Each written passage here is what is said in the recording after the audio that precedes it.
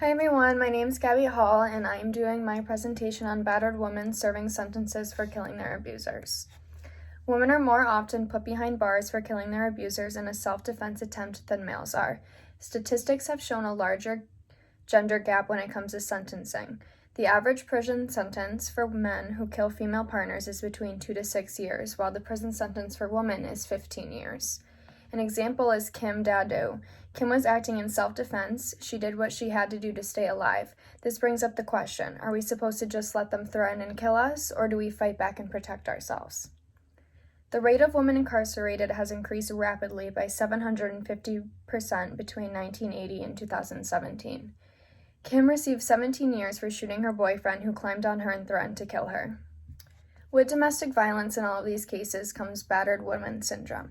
So what is battered woman syndrome? Battered woman syndrome is a long-term abuse that can result in a mental disorder. It is considered a subcategory of PTSD. Since battered woman syndrome is so serious, it is taken into account in homicide cases when the woman murders her abuser.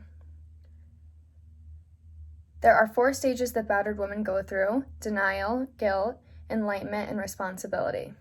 Denial is when the woman is unable to accept that she's being abused or justifies it as being just that one time. Guilt is when the woman believes she has caused the abuse.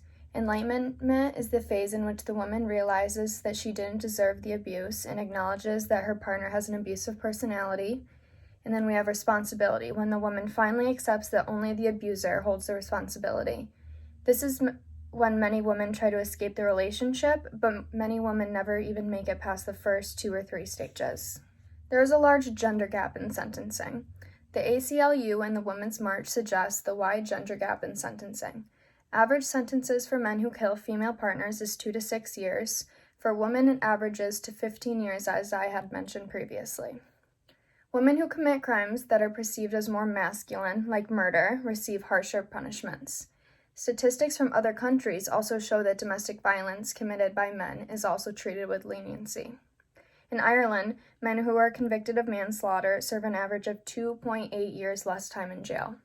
Although these statistics are a little outdated, there is no recent analysis of sentencing to see if this gender gap still remains so high.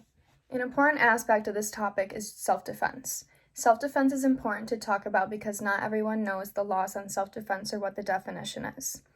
Self-defense is the defense of one's persons or interest, especially through the use of physical force, which is permitted in certain cases as an answer to a charge of violent crime.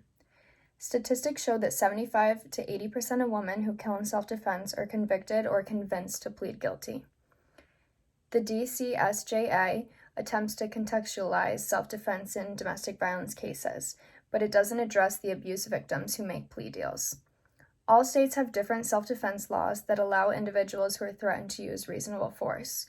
So we need to know self-defense laws in every single state. You need to know that there are different self-defense laws and you need to look them up. An example of a self-defense case is the case of Nicole Adamando.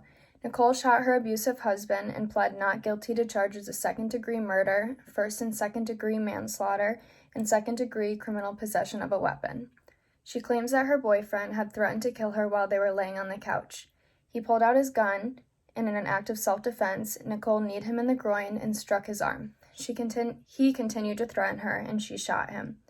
The prosecutors on her case maintained that she had not acted in self-defense, that she had actually killed her boyfriend in his sleep.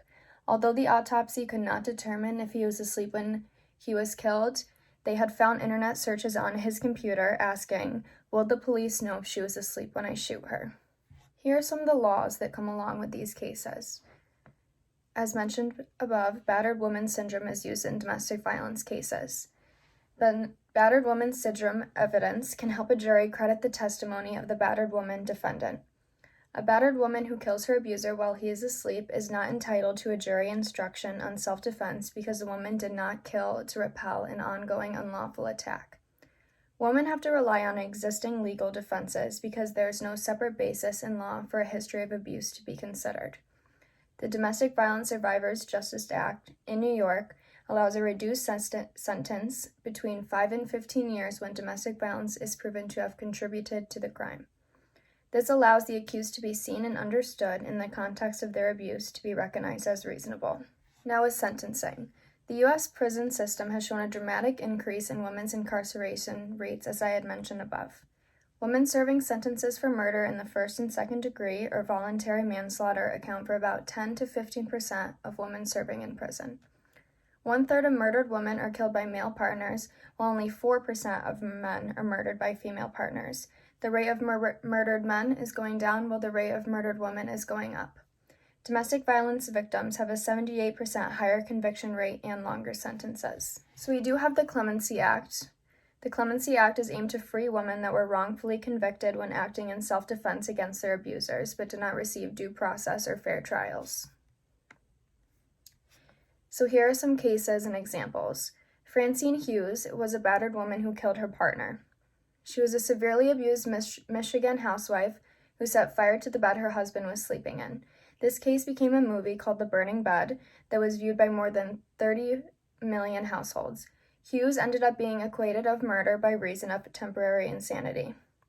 Kim, as I had mentioned before, spent 17 years in prison for fatally shooting her husband. She went through 4 years of physical abuse and death threats from her boyfriend. A few examples of men. There's a North Carolina man who was convicted of stabbing his pregnant wife to death and was released from prison after only 7 years. A New Jersey man was sentenced to only 15 years for the murder of his wife. She died of blunt force trauma and was floating in the pool. Online search history showed that she was planning on leaving her husband before she was murdered. The case of Francine Hughes is rare. Juries rarely conclude that the killing of an abusive partner can be a reasonable response.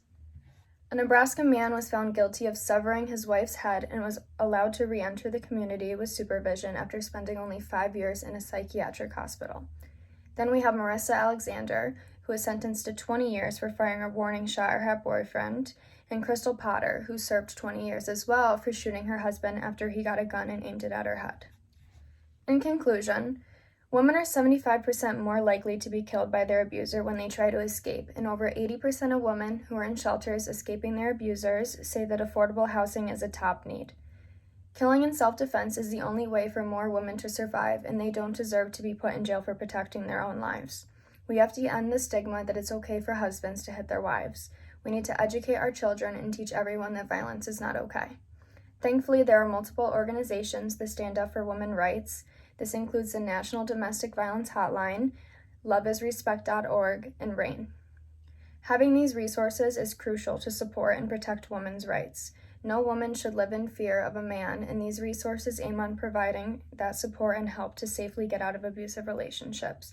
But we have a lot more research that needs to be done. There's not many research studies that support that women have the right to self-defense laws, and there hasn't been that many recent studies being done, so we need to focus on researching domestic violence cases in self-defense and get these women out of jail because they don't deserve to be there. If you are a woman experiencing domestic violence, these are the resources available.